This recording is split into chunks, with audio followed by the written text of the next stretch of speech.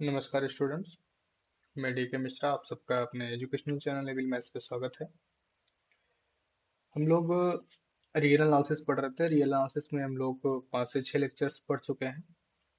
इसमें से हमारा लास्ट लेक्चर जो हुआ था वो आपका शायद डिफरेंस पे एंड हुआ था, सेट के डिफरेंस पे। तो आज हम उसी के आगे कंटिन्यू करेंगे। तो सभी जो आईआईटी जेम्स के स्टूडेंट्स हैं, नेट जेआरएफ जितने भी स्टूडेंट्स हैं, वो अपनी पढ़ाई को कंटिन्यू रख सकते हैं यहाँ से। ये टोटल का टोटल फ्री ऑफ कॉस्ट, कोई इसका चार्ज नहीं है। यहाँ पे आपको कंप्लीट सिलेबस प्रोवाइड करा। अभी हम रियल एनालिसिस स्टार्ट हुआ है। रियल एनालिसिस के साथ साथ आपके एक दो सब्जेक्ट जैसे हो सकता है लीनियर या फिर कॉम्प्लेक्स, आपका स्टार्ट जल्द ही कर दिया जाएगा। तो जून के लिए आप लोग तैयार हो जाइए, युद्ध स्तर पर काम करिए। और ये लेक्चर आपका कंटिन्यू रहेगा। डेली 1 घंटे की क्लास आपके रियल एनालिसिस 1 से 2 घंटे की, और कॉम्प्लेक्स एनालिसिस की भी बनेगी। ठीक है, तो आप लोग कंटिन्यू रहिए।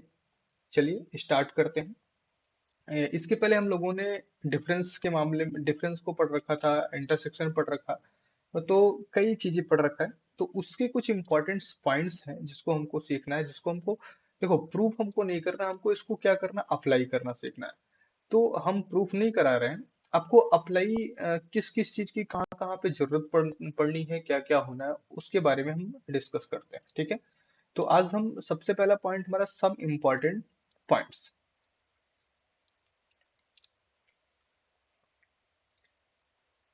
सम इम्पोर्टेंट पॉइंट्स। सबसे पहला पॉइंट हमारा है A union B intersection C is equal to हमारा क्या होता है, A union B intersection A union C. अब देखो, इन सारी चीजों को आपको प्रूफ, मेरे हिसाब से प्रूफ कराने की जरूरत नहीं है।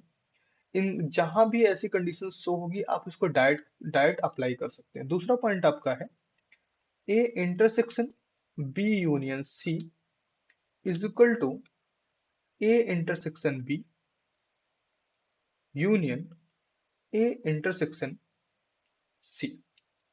तीसरा पॉइंट, ए यूनियन बी का अगर हम कॉम्प्लीमेंट ले लें, ए यूनियन बी का अगर हम कॉम्प्लीमेंट ले लेंगे, तो ये हमेशा होता है ए के कॉम्प्लीमेंट इंटरसेक्शन बी के कॉम्प्लीमेंट के बराबर आता है। क्या होता है, ए का कॉम्प्लीमेंट इंटरसेक्शन बी के कॉम्प्लीमेंट के बराबर आता है। क्लियर है। Next point, if A subset B, अगर ए क्या है, सबसेट है बी का, एंड बी सबसेट सी, और बी क्या है, सी का सबसेट है, then then A is equal to C, then A is equal to C. Possible है कि नहीं है। अब देखो, ए इज इक्वल टू, देखो यहाँ पे कुछ आप यहाँ पे नोटिस करिए, क्या A is equal to C possible. अगर A is equal, A subset B है, बी सबसेट सी है, then A is subset of C. Equal to नहीं, A is subset of C हो जाएगा। क्या होगा, A is subset of C हो जाएगा। अगर आपको ये चीज समझना है, थोड़ा सा हम हिंट कर देते हैं। जैसे आप लेट कर सकते हैं, लेट हमने मान लिया एक्स इन ए। क्यों, अगर यक्स ए में है, देखो A is subset of B, x A में है, तो इम्प्लाई करेगा यक्स कहाँ पे होगा, बी में होगा। क्यों, क्योंकि ए सबसेट बी है। क्लियर है।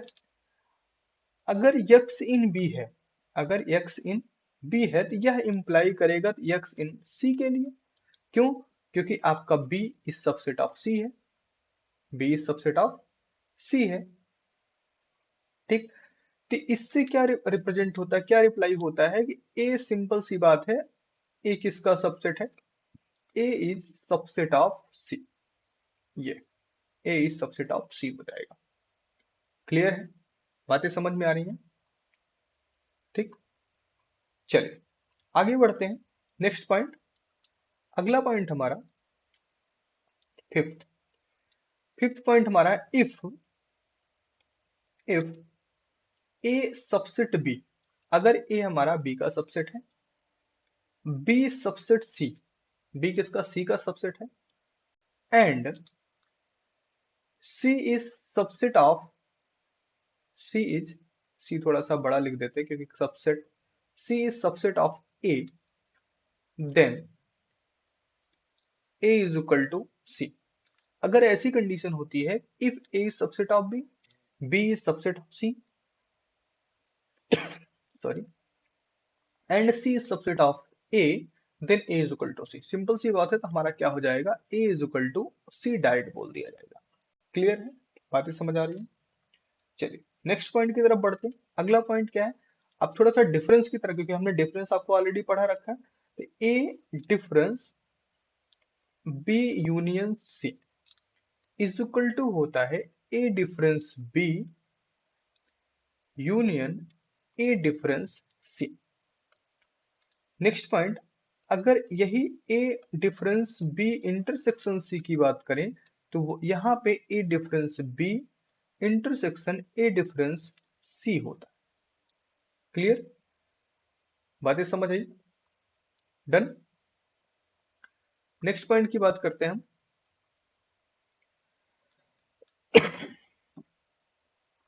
एट पॉइंट आपका क्या है, ए, ये क्या हो गया भाई,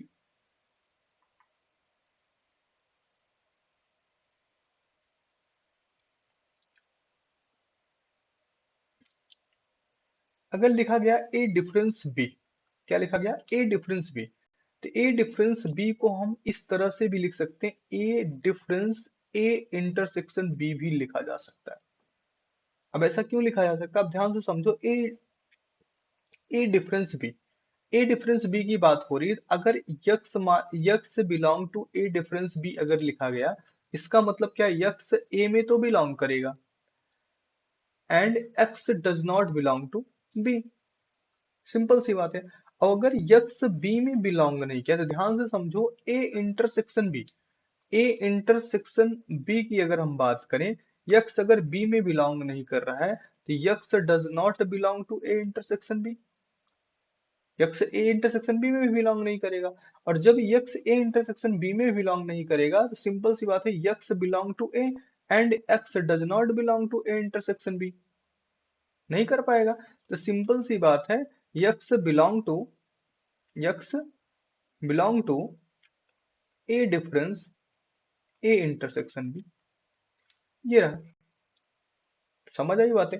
तो बहुत, ये सारे जितने भी हम पॉइंट्स आपको दे रहे हैं, जितने भी पॉइंट्स आपको लिखा रहे हैं, इन सब का हमको डायरेक्ट यूज करना है। बहरहाल हमको प्रूफ का बहुत ध्यान नहीं रखना है, पढ़ना है ऐसा नहीं कि ध्यान नहीं रखना, आपको पढ़ना है, इस पे फोकस रखना है। बट क्या है कि हमारे हमारे हिसाब से कि आप इतना तो जानते ही, इतने बेसिक से चीज को जानते होगे, हम इसको एक नोट पॉइंट के नोट्स के रूप में आपको प्रोवाइड करें, ताकि आपका एक लिस्टिंग हो जाए, आपका सारा का सारा सिस्टम इकट्ठा रहे। ठीक है, नेक्स्ट पॉइंट की तरफ बढ़ते हैं। नाइन्थ पॉइंट, नाइन्थ पॉइंट क्या है, A intersection B difference C, A intersection B difference C equal to A difference B minus C. क्या होता है, A intersection B difference C is equal to A intersection B difference C. Tenth point आपका क्या है, ए is equal to, अगर हम लिखना चाहते हैं इसको लिख सकते हैं, A intersection B union A difference B. अब देखो, ए को हम इस तरह से भी ओपन करके लिख सकते, जहां पे हमको इस तरह की जरूरत पड़ी, हम इसको इस तरह से भी लिख सकते हैं। क्लियर बात है। 11th point, A difference B difference C is equal to, हम लिख सकते हैं A difference B union A intersection C. ये भी आपका एक अलग टाइप का पॉइंट है, इसका भी हम यूज कर सकते हैं। ठीक है, और 12th पॉइंट आपका क्या है, A union B, A union B is equal to A intersection B. लेकिन ये कौन सी condition, A union B is equal to intersection B क्या रिप्रेजेंट करेगा, ए और बी दोनों आपस में क्या है, बराबर है। A union B is equal to, अगर ए इंटरसेक्शन बी दोनों के दोनों सेम आ रहे हैं, इसका मतलब ए और बी दोनों आपस में क्या है, इक्वल है। ठीक है। तो हम लोग अभी तक यूनियन पढ़ रखा था, इंटरसेक्शन पढ़ा, और भी चीजें पढ़ के डिफरेंस पढ़ रखा था। वहां तक, यहाँ तक में जितने भी यूनियन से रिलेटेड, आपके डिफरेंस से रिलेटेड जो भी आपके इंपॉर्टेंट पॉइंट्स हैं, वो आपके हमने लिखा दिया। 12 पॉइंट्स बने। इन 12 पॉइंट्स को आपको अच्छे से नोट कर लेना, वीडियो को पॉज करके आप नोट कर लीजिए। नोट करके आपको इनका डायरेक्ट अप्लाई होता है, तो आप ध्यान रखिए कि इनको हमेशा माइंड में सेव रखें, हमेशा इसको कंटिन्यू रखें, याद रखें कि इनका हम डायरेक्ट यूज करेंगे। ठीक है। अभी हम एक्सरसाइज के क्वेश्चंस भी सॉल्व करेंगे, प्रीवियस ईयर क्वेश्चंस भी सॉल्व करेंगे। तो उसमें इन सारी चीजों का हम डायरेक्ट यूज करेंगे, क्योंकि वहां पे हमको प्रूफ प्रूफ के यूज नहीं होते, प्रूफ का यूज नहीं किया गया होता है। तो हम प्रूफ पे बहुत ज्यादा टाइम वेस्ट नहीं करेंगे। प्रूफ आप लोग बुक से कहीं ना कहीं बहुत सारे कंटेंट अवेलेबल होंगे आपके पास, जहां से आप स्टडी कर सकते हैं। ठीक है। तो अब हम बढ़ते हैं नेक्स्ट पॉइंट की तरफ। नेक्स्ट पॉइंट हमारा क्या है? Symmetric difference. क्या है? Symmetric difference.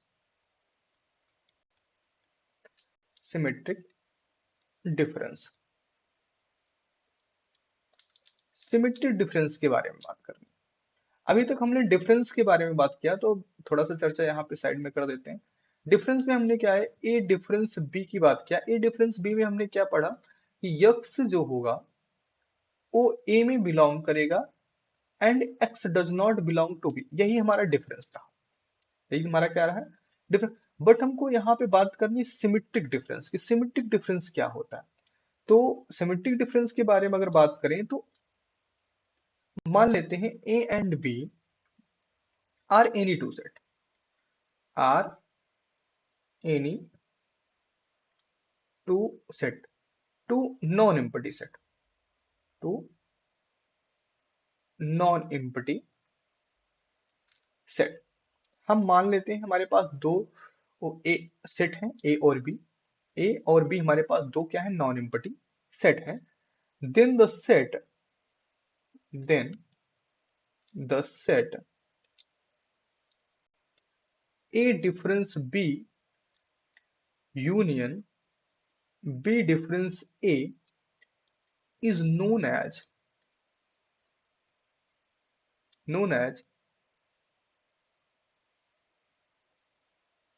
symmetric difference. इसको हम क्या बोलते हैं? सिमेट्रिक डिफरेंस बोलते हैं। किसको बोलेंगे? सपोज दैट हमारे पास दो सेट ए और बी हैं। ए का डिफरेंस बी के साथ और बी का डिफरेंस ए के साथ, इन दोनों का यूनियन जो बनेगा, इन दोनों का जो यूनियन बनेगा, उसको हम क्या बोलते हैं? सिमेट्रिक डिफरेंस बोलते हैं। क्या बोलते हैं? सिमेट्रिक डिफरेंस बोलते हैं। इसको हम डिनोट करते हैं, it is denoted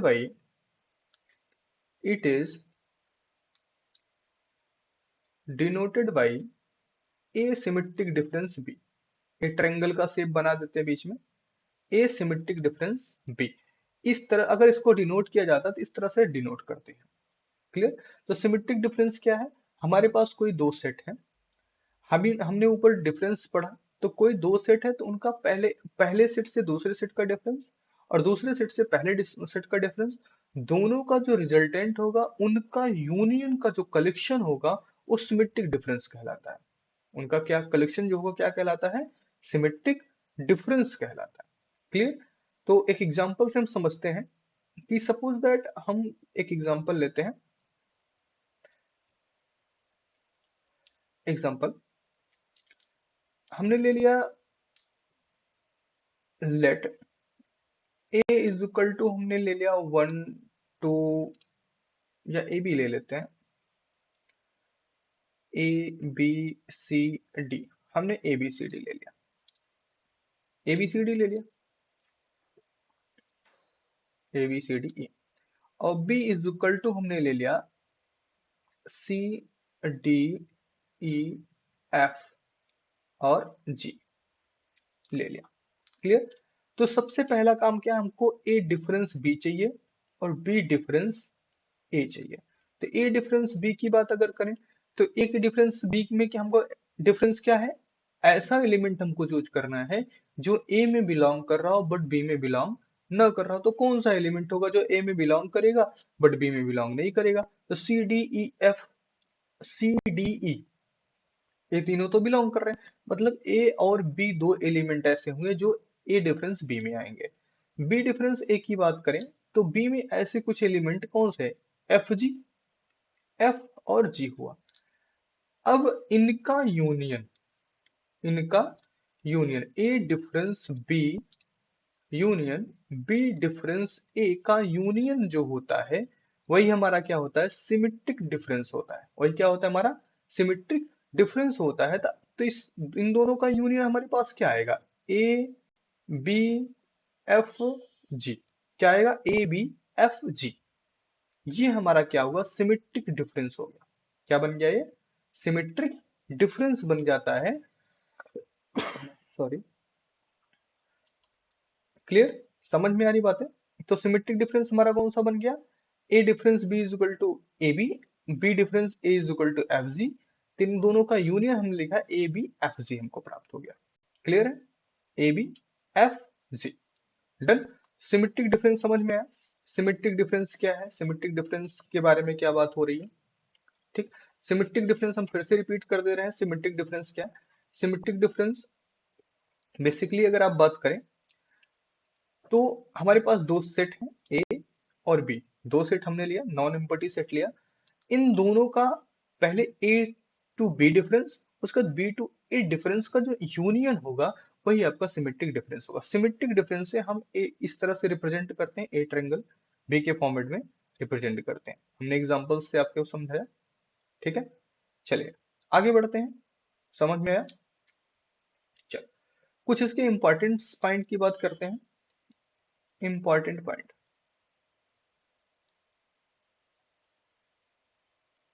important points. पहला पॉइंट, सबसे पहला पॉइंट हमारा, A symmetric difference A is equal to हमेशा क्या होता है, 5 होता है। क्या होता है, A symmetric difference A is equal to हमेशा क्या होगा, 5 होगा। सिंपल सी बात है, ए के साथ ए का सिमेट्रिक डिफरेंस लिया जाए, मतलब क्या करना है, A difference A union A difference है, ए और ए का खुद के साथ खुद का डिफरेंस 5 होगा, ठीक है। तो 5 का यूनियन 5 के साथ लोगे तो आपको क्या मिलने वाला, 5 ही मिलने वाला। दूसरे पॉइंट की अगर बात करें, A symmetric difference 5 is equal to हमको क्या मिल जाएगा, ए मिल जाएगा। क्यों मिल जाएगा, ध्यान से देखो, ए सिमेट्रिक डिफरेंस 5। अब ए सिमेट्रिक डिफरेंस 5 हमको, यहाँ पे दो सेट हमारे पास ए और 5 है, तो ए और 5 का सबसे पहले तो डिफरेंस हमको ए मिल जाएगा। ए और 5 का डिफरेंस हमको क्या मिलेगा, ए मिल जाएगा। और 5 और ए का डिफरेंस हमको क्या मिल जाएगा, 5 मिल जाएगा, ठीक है। इन दोनों का यूनियन हमको क्या मिल जाएगा, ए मिल जाएगा। तो वही चीज तो हमने यहाँ पे लिखा, ए सिमेट्रिक डिफरेंस 5 इक्वल टू ए मिल जाएगा। थर्ड पॉइंट हमारा जो होगा, थर्ड पॉइंट हमारा क्या, A symmetric difference B, A symmetric difference B is equal to B symmetric difference A होता है। A symmetric difference B is equal to B symmetric difference A होता है। फोर्थ पॉइंट की बात अगर करें, A intersection B symmetric difference C is equal to A intersection B symmetric difference A intersection C, ठीक। क्या समझ में आया, ए इंटरसेक्शन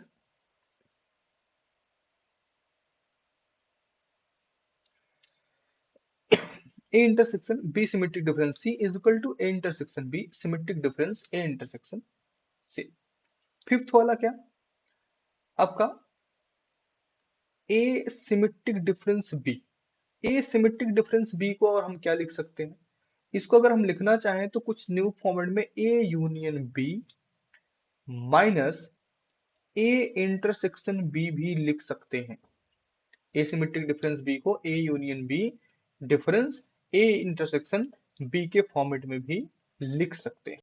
क्लियर, और किस तरह से ए सिमेट्रिक डिफरेंस बी को और कैसे लिखा जा सकता है, इसको हम लिख सकते हैं A union B intersection A complement union B complement. इसको इस तरह से भी लिख सकते हैं, मतलब अगर आपका ए डिफरेंस सिमेट्रिक डिफरेंस बी लिखा गया है तो अगर आपको इस तरह फॉर्मेट की जरूरत है तो आप इसको यूज कर सकते हैं। अगर इस तरह कॉम्प्लीमेंट्स के फॉर्मेट की जरूरत है हम इसको यूज कर सकते हैं। ठीक है। नेक्स्ट पॉइंट की अगर बात करें, सेवेंथ पॉइंट की बात करें, ए सिमेट्रिक डिफरेंस बी को बी इज इक्वल टू 5, लेकिन इसके पास शर्त है क्या इंप्लाई करेगा, ए इज इक्वल टू बी। अगर A is equal to B होगा तो ए सिमेट्रिक डिफरेंस 5 होगा। ध्यान से समझो पहला वाला पॉइंट, पहले वाले पॉइंट से इसको कंपेयर करो। देखो ये और ये दोनों अगर सेम थे तो इनका डिफरेंस कितना आ रहा था, सिमेट्रिक डिफरेंस कितना आ रहा था, 5 आ रहा था।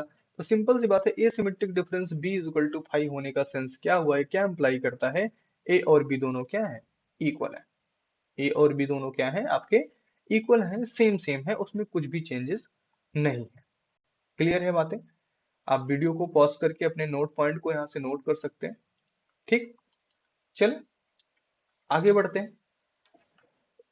नेक्स्ट पॉइंट की अगर हम चर्चा करें, ये हमारा हो गया सिमेट्रिक डिफरेंस और सिमेट्रिक डिफरेंस के कुछ इंपॉर्टेंट पॉइंट्स। ठीक है। इसके आगे अगर बात करते हैं तो नेक्स्ट पॉइंट हमारा आता है कार्टेशियन प्रोडक्ट। क्या आता है, Cartesian product.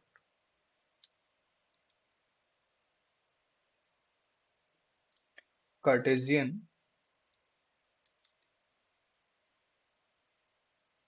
Product, Cartesian product. Cartesian product क्या होता है, चलिए डेफिनेशन आपको लिख देते हैं, आप नोट कर लीजिए, फिर समझाते हैं एग्जांपल से। Let A and B are two non imposition, are two non empty sets. हम मान लेते हैं ए और बी हमारे पास क्या है, दो नॉन एम्पटी सेट्स हैं। The set, the sets of all order, of all ordered pair AB, set of all ordered pair AB, where A in A and B in B is called Cartesian product. Cartesian product of A and B. क्या समझ में आया? Let A and B are two non-empty set. हमने क्या किया, दो non empty set ले लिए। The set of all ordered pair, in set के जितने भी ऑर्डर्ड पेयर हैं ए बी के फॉर्मेट में, जहां पर ए किससे बिलोंग करेगा, ए से बिलोंग करेगा, बी बी से बिलोंग करेगा, इसी प्रोसेस को, इसी ऑर्डर्ड पेयर को हम क्या बोलते हैं, Cartesian product of A and B बोलते हैं। क्या बोलते हैं, Cartesian product of A and B बोला जाता है। It is denoted by, it is denoted by A cross B, that is A cross B is equal to AB such that A belong to A and B belong to B, B belong to B। तो मतलब Cartesian product आपको क्या समझ में आया, हमारे पास दो non empty set हैं, उन सेट्स के ऑर्डर्ड पेयर ए बी के जो फॉर्मेट है, इसी को हम कार्टेशियन प्रोडक्ट बोलते हैं। बातें समझ में, जहां पे हम इसको ए क्रॉस बी के फॉर्मेट से रिप्रेजेंट करते हैं कुछ इस तरह से। अगर अलजेब्रिक फॉर्म में, सिंबॉलिकल फॉर्म में अगर लिखते हैं तो A cross B is equal to A B, जहां पर A belong to A and B belong to B होता है। चलिए इसके उसको हम थोड़ा सा एग्जांपल से समझते हैं। Sorry, let b1 b2 b3 so on bn be a finite collection of, be a finite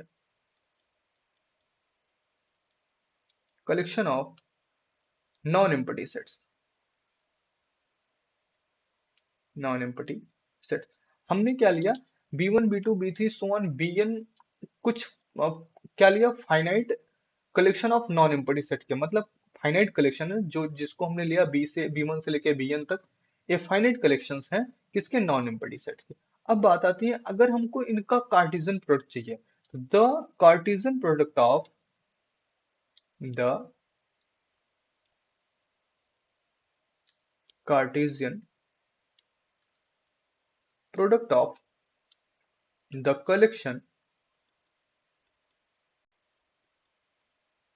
collection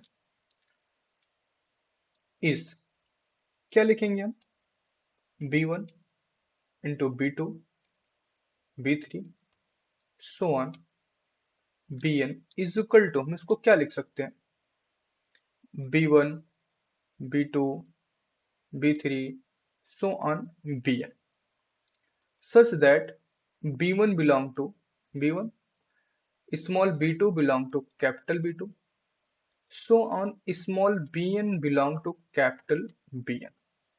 इस तरह रिप्रेजेंट कर सकते हैं, या फिर इसको और अगर लिखते, थोड़ा सा शॉर्ट करके लिखते हैं सिंबॉलिकल फॉर्म में, तो B1 B2 B3 so on Bn such that Bi small bi belong to capital Bi where I is equal to 1 2 3 so on m। ठीक, अगर हमारे पास इस तरह से finite collection of non empty sets के हो और हमको उनका कार्टेशियन प्रोडक्ट फाइंड करना है, तो भी हम उनको इस तरह से सॉल्व कर सकते हैं, फाइंड कर सकते हैं।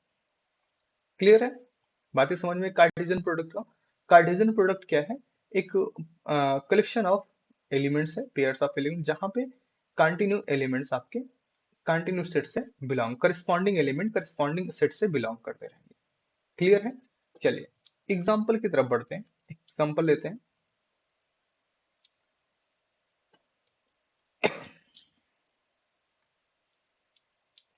चलिए, हमने मान लिया let a is equal to 1 2 3, b is equal to हमने मान लो ले लिया 2 4 ले लिया, b इज इक्वल टू क्या ले लिया, 2 4 ले लिया। अब हमको क्या चाहिए, Cartesian product. Cartesian product is equal to क्या हो जाएगा, करस्पॉन्डिंग से चलते हैं, 1 2 फिर से 1 4 हो जाएगा, उसके बाद 2 2, उसके बाद फिर से क्या हो जाएगा, 2 4 हो जाएगा, फिर से 3 2, उसके बाद 3 4 हो जाएगा। क्लियर, इस सभी ऑर्डर पेयर का कलेक्शन हमारा क्या हो गया, कार्टेशियन प्रोडक्ट हो गया। इसी को हम क्या बोलते हैं, कार्टेशियन प्रोडक्ट बोलते हैं। कार्टेशियन ए भी कार्टेशियन प्रोडक्ट ही है, बी क्रॉस ए भी हमारा एक कार्टेशियन प्रोडक्ट ही है, तो यहाँ पे क्या होगा, 2 1, उसके बाद 2 2 2 3 4 1 4 2 एंड 4 3। क्लियर, ये भी हमारा एक टाइप का कार्टेशियन प्रोडक्ट ही है। ठीक है, इसको लेस देन कार्टेशियन बोला जाता है, इसको ग्रेटर देन कार्टेशियन बोला जाता है। ये आपको रिलेशन में देखने को मिलेगा, less than greater than, less than greater than something. Clear, done. एक एग्जांपल की चर्चा अगर हम और करें थोड़ा सा, ये तो आपका नंबर के फॉर्मेट में समझाने के लिए, सॉरी, दूसरे एग्जांपल की अगर बात करें, हम इसे मानते हैं a is equal to integer का सेट z ले लेते हैं, और b इज इक्वल टू भी इंटीजर का सेट हमने क्या लिया, z ले लिया, तो a क्रॉस b हमको क्या मिलेगा, z क्रॉस z मिलेगा, z cross z, z z एक इंटीजर, ये भी इंटीजर है, दैट मीन्स हमको क्या मिलेगा, इंटीजर ही मिलेगा, इंटीजर्स ही मिलेंगे, इंटीजर्स ही मिलेंगे। और जितने भी ऑर्डर्ड पेयर्स होंगे सभी के सभी इंटीजर्स मिलेंगे। इसका मतलब क्या हुआ, set of all ordered pair of integer, set of all ordered pair of integers. Simple सी बात है, अगर इनका कार्टेशियन प्रोडक्ट क्या होगा, set of all ordered pair of the integer, मतलब जो भी ऑर्डर्ड पेयर बनेगा वो भी इंटीजर्स के ही ऑर्डर्ड पेयर रहेंगे। क्लियर है, बातें समझ में, डन। चलिए आगे बढ़ते हैं, एक note point,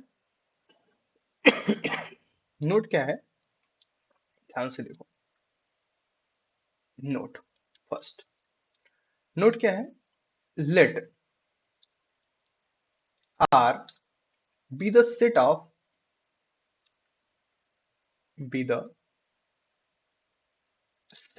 all real numbers, all real numbers.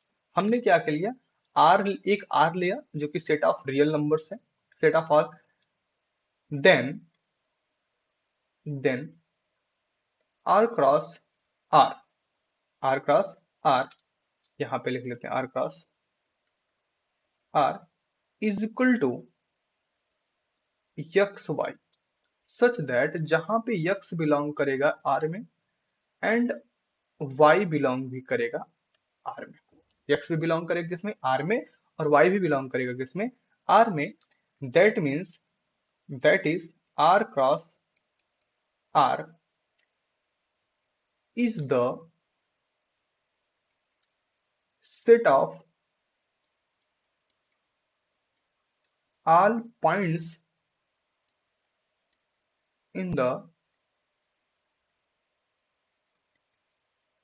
Cartesian product, Cartesian product, sorry Cartesian product बोल रहे हैं, set of in the Cartesian plane. क्या होगा, Cartesian plane, Cartesian plane. It is also denoted by, also denoted by R2। ये note लिखने का sense ये है कि हमने कोई आर लिया, the set of all real numbers, पूरा का पूरा रियल नंबर का सेट है, देन आर क्रॉस आर किस तरह से डिफाइन हुआ, एक्स वाई, जहां पे एक्स भी आर का है, वाई भी आर का है। तो that is R cross R is the set of all points. ये जो आर क्रॉस आर बना यहाँ पे, इस set of all points in the Cartesian plane, मतलब कार्टेशियन प्लेन के जितने भी पॉइंट्स हैं उन सब का collection in the ordered pair form में। कौन से फॉर्म में, ऑर्डर्ड पेयर के फॉर्म में। ये पूरे के पूरे all points in the Cartesian plane के जितने भी पॉइंट्स होते हैं ऑर्डर पेयर पेयर के फॉर्मेट में, यो हमको ये रिप्रेजेंट करता है। इसको हम R2 से रिप्रेजेंट करते हैं। किससे रिप्रेजेंट करते हैं, R2 से रिप्रेजेंट करते हैं। क्लियर इतनी बातें, इसको किससे रिप्रेजेंट करते हैं, R2 से। डन, बातें समझ में आई? चलिए आगे बढ़ते हैं, एक एग्जाम्पल के बारे में और चर्चा करते हैं हम लोग। एक एग्जाम्पल जैसे हमने ले लिया, थर्ड एग्जाम्पल, थर्ड एग्जाम्पल हमने ले लिया, let A B C are three sets, तीन सेट हमने ले लिया, एबीसी तीन सेट ले लिया। The set of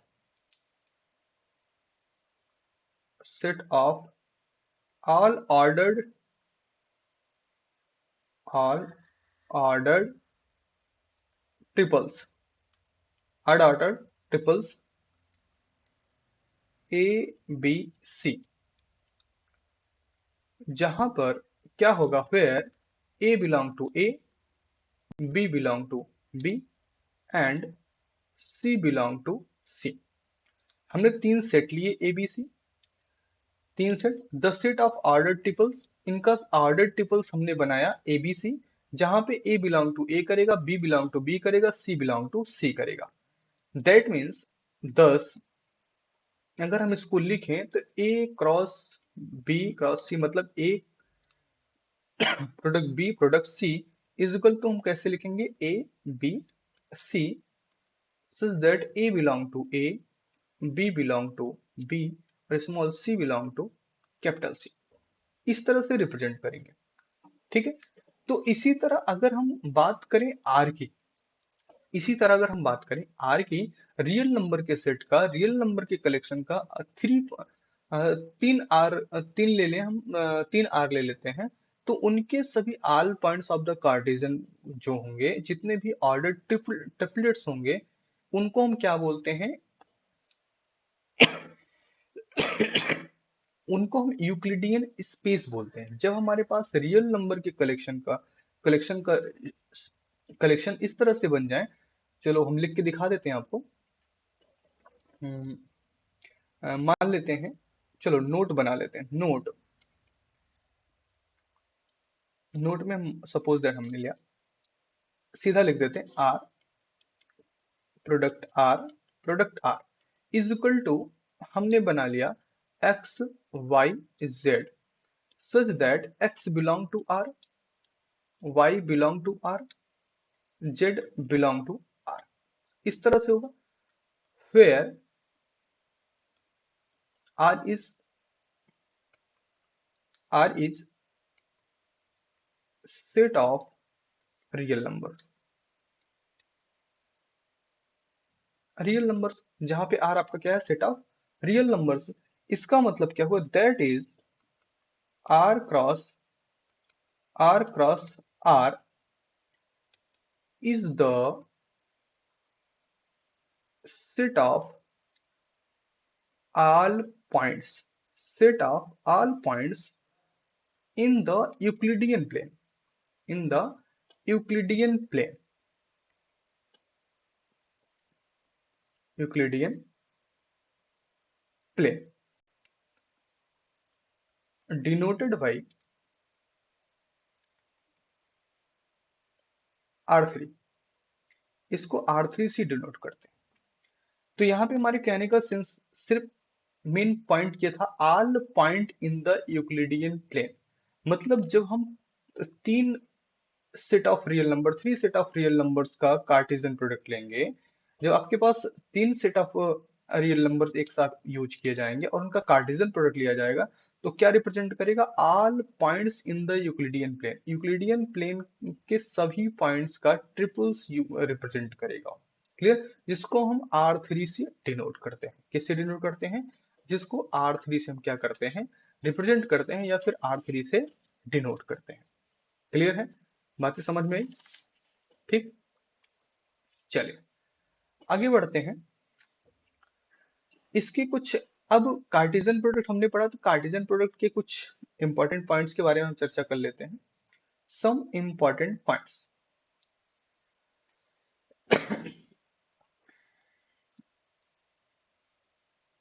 some important points. पहला पॉइंट हमारा क्या बनेगा, A Cartesian product B union C is equal to A Cartesian product B union A Cartesian product C, A Cartesian product C. दूसरा point हमारा क्या है, A Cartesian product B intersection C is equal to A Cartesian product B intersection A Cartesian product C. तीसरा point, A Cartesian product C minus B Cartesian product C is equal to, हमारे पास बनेगा A minus B Cartesian product C. और fourth point हमारा बन जाएगा, A Cartesian product B is equal to B Cartesian product A. इसके साथ condition है if and only if A is equal to B. ये चार आपके इंपॉर्टेंट पॉइंट है यहाँ पे।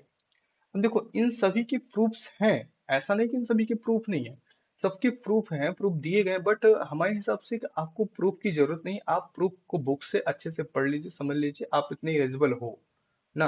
अगर आप आईआईटी जैम, नेट जेआरएफ या गेट के लिए प्रिपरेशन कर रहे हैं, तो आप इतने के लिए एलिजिबल हैं, और आप इनके बारे में जानकारी आपके पास होनी चाहिए। अगर आपके पास नहीं है तो मेरे हिसाब से आपको बहुत ज्यादा पढ़ने की आवश्यकता है। क्लियर है, तो ये जो कार्टेशियन प्रोडक्ट से हमने दो तीन चार पॉइंट्स लिखे, इन पॉइंट्स को हम डायरेक्ट यूज करेंगे, जहां पे कुछ इस तरह से शो होता दिखाई देगा, हम इनको डायरेक्ट अप्लाई करेंगे। क्लियर है, बातें समझ में? ठीक है, तो आज का लेक्चर हम इसी पे बाइंड करते हैं, इसी पे बंद करते हैं आज का लेक्चर। फिर मिलेंगे अगले लेक्चर में। तो सभी सभी दोस्तों से, सभी स्टूडेंट से यही है कि आप लोग जून के पेपर के लिए अच्छे से तैयारी करिए, अच्छे से ध्यान पूर्वक मन लगा के पढ़िए। और जैम वालों का तो काफी समय है, अभी जैम वालों के लिए तो काफी लंबा समय है, बट नेट वालों के लिए जून में जो एग्जाम होना है।